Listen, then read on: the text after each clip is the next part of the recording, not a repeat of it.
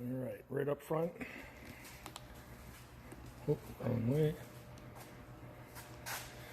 You have two 20-pound cylinders, LP cylinders. They are full, part of your convenience pack. The valve here is pointing at this tank. You have this valve on here. It will draw off this tank. When this tank is empty, this will go red here. Then you just go down and around to flip to the next tank. You can run off that tank. And like I said, when it turns on, it'll go green. Power tongue jack. Down extends the jack, up retracts the jack, and you also have a dock light here. You also got the two 6-volt batteries. Very nice. And also down behind and below the LP tanks, you'll see that little red handle back there. That is battery disconnect. When you're not around the unit and you don't want your batteries drained dead, because this does have an inverter in it, it will continuously draw off them batteries, shut off your battery disconnect. Stab jacks, just for stabilizing, not for lifting the tires up off the ground or anything. Just, when you get it leveled out, whether you need blocks underneath your tires or, the tongue jack to level front to back, blocks under your tires level side to side, bring these down to the ground, and you'll be able to stabilize the trailer and take the motion out of it. In here, also part of your convenience, you have a 30 to 15 adapter. So you can plug this in at home, cool down your refrigerator, charge up your batteries, whatever you need to do. You also have a 10-foot sewer hose, which is, I tell everybody, pretty much good for pulling up to a dump station at, say, a state park or something. You have this handle here, which is for your stabilizer jacks, and there is also a hole down here on the frame, or on the siding. You can put this through there and manually run your slide room in and out. If you don't like the wheel on the front of your trailer, you do have a foot here also. And then all of this here, this is the bracket and the grill and the hose for your external grill that mounts on this rail right here. And the gas hookup is right down underneath. This right here, furnace exhaust. Make sure if you're running your furnace, there's nothing up against that. It will melt, burn, start fires, all kinds of fun stuff. Your awning, you have a porch light, you have an awning strip there. Your awning is electric. It will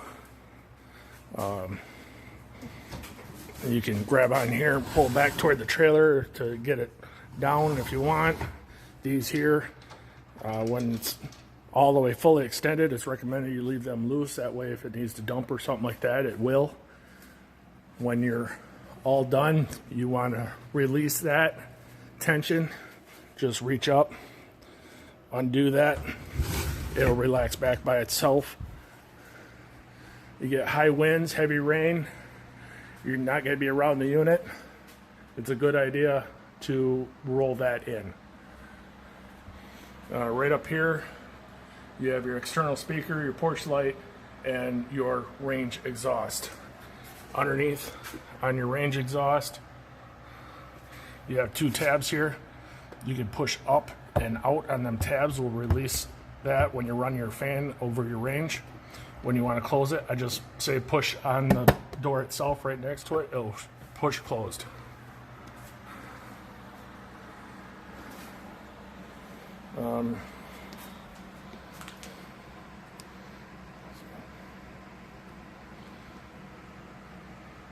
You have a 110 power outlet right behind the tire here, just before the door. Tires, a good thing to check them periodically. Wheel bearings, recommend to get them changed every 2 years or 10,000 miles, whichever comes first.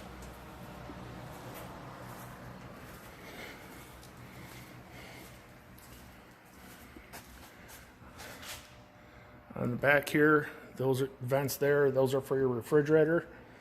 Should be nothing you need to do in there except for at the end of the year.